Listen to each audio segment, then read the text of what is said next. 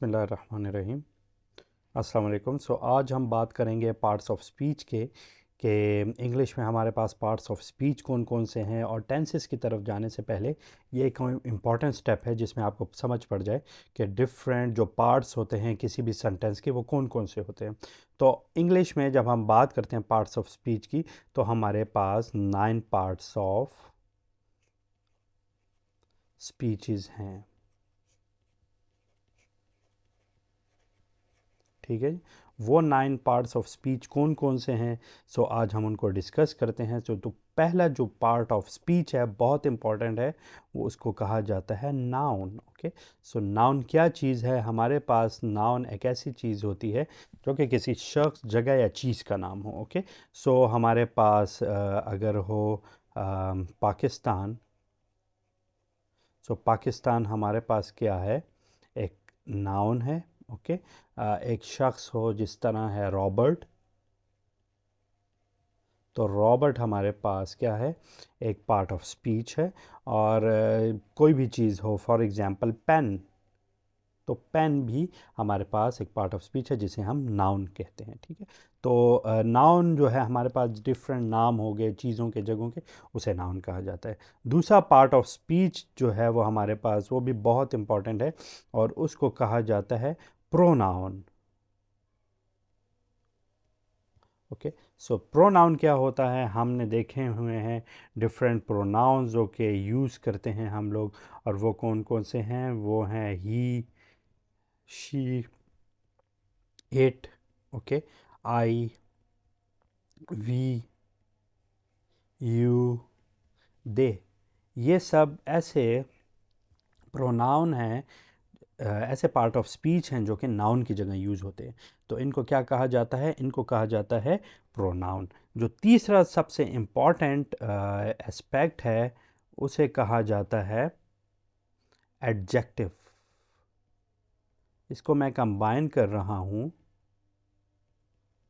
इनके साथ, क्योंकि एडजेक्टिव एक ऐसी चीज़ होती है जो किसी भी नाउन या प्रोनाउन की कोई ख़ासियत या कोई वस्फ मुझे बताता है।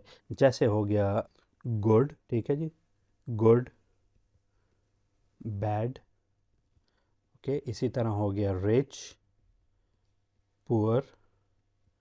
ओके, ये हमें क्या बता रहा है कि कोई भी नाउन या प्रोनाउन अच्छा है, बुरा है, अमीर है, गरीब है, क्या है, डिफरेंट जो इसके हमारे पास करेक्टरिस्टिक्स किसी भी नाउन या प्रोनाउन के होते हैं, वो हमें बताता है एडजेक्टिव। ओके, एडजेक्टिव हमारे पास एक बहुत ही इम्पॉर्टेंट चीज़ है जो कि हम यूज़ करते हैं as a part of speech. Sorry, मैं यहाँ पे सी लगाना भूल गया था, so that is this one.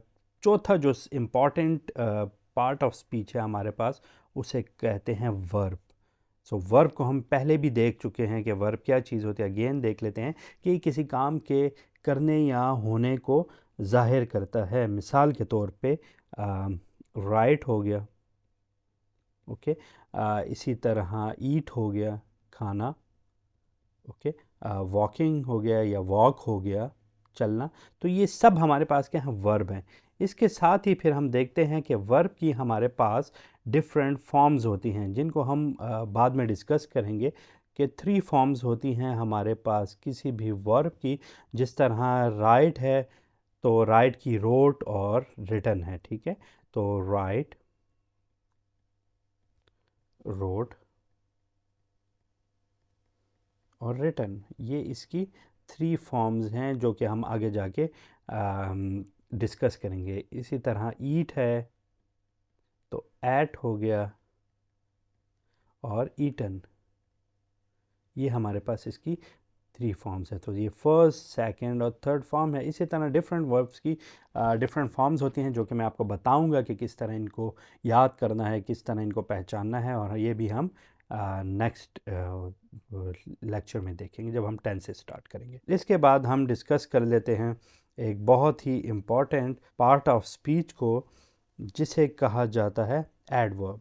तो एडवर्ब क्या होता है? एडवर्ब एक ऐसी चीज़ होती है कि जो किसी नाउन या प्रोनाउन की जगह किसी वर्ब या किसी और पार्ट ऑफ स्पीच को की तरफ इशारा करे। जैसे वेरी हो गया, ठीक है, तो वेरी आपने देखा होगा किसकी तरफ इशारा करता है, गुड की तरफ इशारा करता है, ठीक है, वेरी गुड, या इसी तरह सिमिलरली हो गया।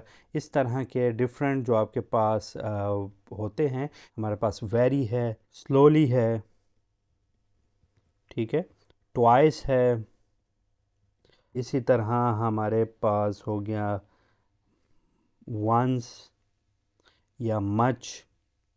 ये सब क्या हैं, ये हमारे पास एडवर्ब्स हैं जो कि किसी नाउन या प्रोनाउन की बजाय किसी और चीज़ की तरफ इशारा कर रहे हैं, तो इनको हम क्या कहते हैं, एडवर्ब कहते हैं। आर्टिकल, ओके, आर्टिकल क्या होता है, आपने डिफरेंट जगहों पे यूज़ देखा होगा, ए, एन और द का।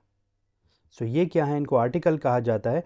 और ये क्या है, ये हमारे पास किसी भी चीज़ के ख़ास होने या आम होने को बताते हैं। अगर एक चीज़ आम है या ख़ास है तो उनके साथ दा या ए और एन में से कोई चीज़ लगती है। हम इनका भी यूज़ देखेंगे। ज़्यादातर जो बहुत ख़ास चीज़ें होती हैं उनके साथ दा का यूज़ होता है, जबकि ए और एन का आम चीज़ों के साथ यूज़ होता है। एन जो है वो ज़्यादातर वॉवल्स के जाते हैं, उनके लिए यूज़ होता है। और इसी तरह इनके डिफरेंट यूजेस हैं जो कि हम आगे जाके इनको और स्पेसिफिकली पढ़ेंगे। सिमिलरली हमारे पास जो सेवंथ वन है उसे कहा जाता है प्रीपोजिशन। प्रीपोजिशन हमारे पास क्या चीज़ है, प्रीपोजिशन हमारे पास किसी भी चीज़ की पोजीशन वगैरह को ज़ाहिर करता है, जैसे in, on, okay, at, under, with, from, okay, with,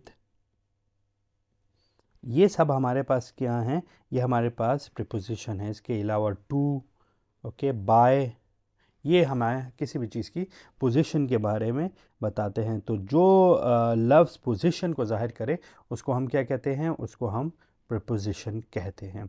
इसके अलावा जो इम्पॉर्टेंट हमारे पास है पार्ट ऑफ स्पीच, एक और है जिसे कहा जाता है कंजंक्शन। तो कंजंक्शन हमारे पास क्या काम करता है, कंजंक्शन हमारे पास दो या दो से ज़्यादा जो फ़िक्रे होते हैं, जिसको इंग्लिश में क्या कहा जाता है, क्लॉजेज़, ओके, क्लॉजेज़। क्लॉजेज़ दो ऐसे सेंटेंसेस होते हैं जिनका सेपरेटली कोई ख़ास मीनिंग निकल सकता है, ठीक है। तो this is class one, this is two. इनको आपस में कनेक्ट करने के लिए जो पार्ट ऑफ स्पीच यूज़ होता है उसे हम कहते हैं कंजंक्शन, ओके। सो ये हमारे पास एक ऐसा पार्ट ऑफ स्पीच है जो दो या दो से ज़्यादा हमारे पास क्लॉजेस को इकट्ठा करने के लिए यूज़ होता है। तो हम यहाँ पे कंजंक्शंस को देख लेते हैं, और वो कंजंक्शंस हैं हमारे पास बिकॉज, एंड, इसी तरह either, as soon as, and so on, ये सब हमारे पास कंजंक्शन कहते हैं। आखिरी जो हमारे पास पार्ट ऑफ स्पीच है उसे कहा जाता है इंटरजेक्शन।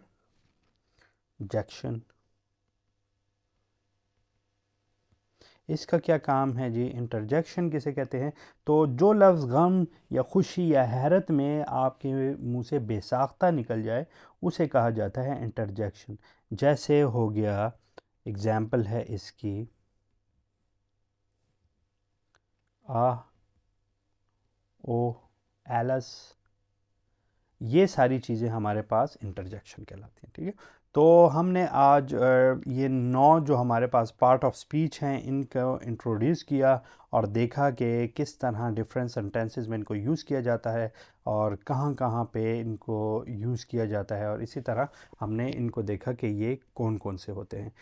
नेक्स्ट वीडियो से हम इंशाल्लाह स्टार्ट करेंगे कि किस तरह डिफरेंट टेंसेस को यूज़ किया जाता है, और टेंसेस में डिफरेंट नाउन्स, प्रोनाउंस और मुख्तलिफ जो हमारे पास टेंसेस हैं, मुख्तलिफ हमारे पास ज़माने हैं, इनको कैसे लिखा जाता है और किस तरह उनको बोला जाता है।